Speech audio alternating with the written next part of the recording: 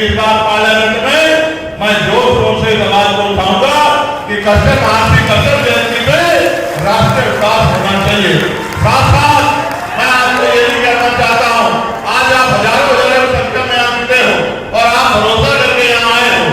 आपकी जेब में मोबाइल फोन है, इस मोबाइल का प्रयोग करना।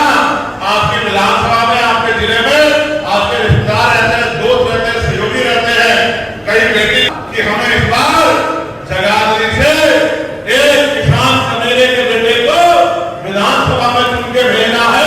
तो राष्ट्रीय दल है, उनको मुंह तोड़ जवाब देना है कि हम आपके गुलाम नहीं है, हम अपनी मर्जी के मालिक हैं।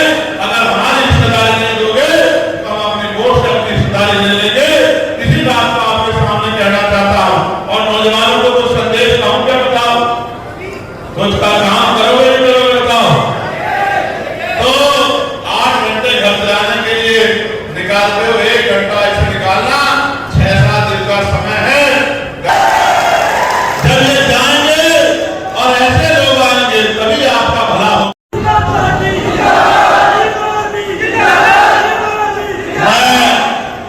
हमारे बताओ जगाधरी का एमएलए कैसा हो? आवाज कमारी जरा जोर से बताओ, जगाधरी का एमएलए कैसा हो? जगाधरी का एमएलए कैसा हो? जगाधरी का एमएलए कैसा हो? जगाधरी का एमएलए कैसा हो? सत्ता का एमएलए कैसा हो? आवाज दो। जय भीम, जय भारत, जय संविधान, जय मंडल, जय जोहार, जय जवान, जय किसान और आप सबके लिए मंगल कामनाएं। माओ से मैं कहूंगा, वोट तो दोगे, फिर आजाद को आशीर्वाद भी दे दो। ये लड़ाई बहुत लंबी है और आपके आशीर्वाद से लड़ी जाएगी। सच दिखा सकें तो आप ये बताना कि आज डॉक्टर अशोक कश्यप जी ने, जो आजाद समाज पार्टी जेजेपी के संयुक्त प्रत्याशी हैं जगाधरी में, उन्होंने आज उनकी छोटी सी कॉल पे जिस तरह से ये भारी जन समर्थन जुटा है, वो इस बात का इशारा कर रहा है कि दोनों राष्ट्रीय पार्टियों को इस बार जनता ने नकार दिया है और वो आजाद समाज पार्टी जेजेपी के प्रत्याशी, एक किसान कमेरे के बेटे, एक पढ़े लिखे नौजवान भाई अशोक जी को इधर से एमएलए इस बार चुनने जा रही है, ऐसा मेरा भरोसा है। बीजेपी के साथ इस बार आपने उनसे हाथ मिलाया है, क्या हमारे यहाँ तो बहुत सारी पार्टियों ने, जैसे बहुजन समाज पार्टी 3-3 बार भाजपा के साथ मिलकर सरकार बनाई।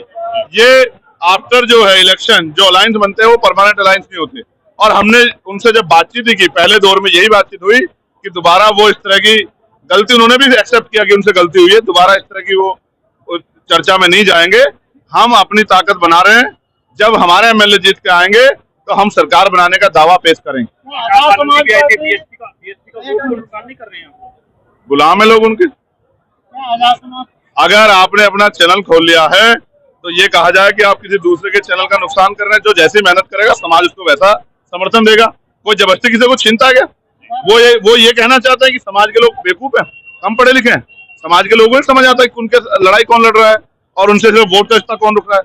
अगर समाज को इतना बेवकूफ समझेंगे तो समाज उन्हें आने वाले कल में वोट की चोट से बताएगा कि समाज बेवकूफ नहीं है। 5 साल घर में रहो, चुनाव के समय आओ, मीठी मीठी बातें करो, महापुरुषों की बातें करो और वोट ले जाओ, और इनके नेता फिर 5 साल ढूंढने भी नहीं मिलते। जुल्म जाती होती है तो भीम आर्मी के लोग संघर्ष करते हैं, आजाद समाज पार्टी के लोग संघर्ष करते हैं।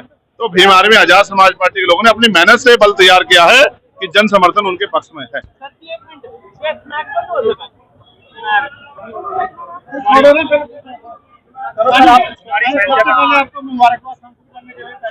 धन्यवाद। आजाद समाज पार्टी की स्टेट टीम ने फैसला लिया। आप मुझे बताओ, क्या कांग्रेस और वो इतने सारे दल जिन्होंने लोकसभा चुनाव लड़ा, क्या वो सक्षम नहीं थे लड़ने में? मैंने 1 मिनट, मैं क्या कह रहा हूँ, क्या वो सक्षम नहीं थी? वो इंडिया अलायंस बना लिया। क्या बीजेपी सक्षम नहीं इंडिया अलायंस बना लिया? आप बताइए मुझे। जो राष्ट्रीय पार्टियां हैं वो अलायंस बना के लड़ रही हैं और आप मुझसे सवाल पूछे सक्षम नहीं है।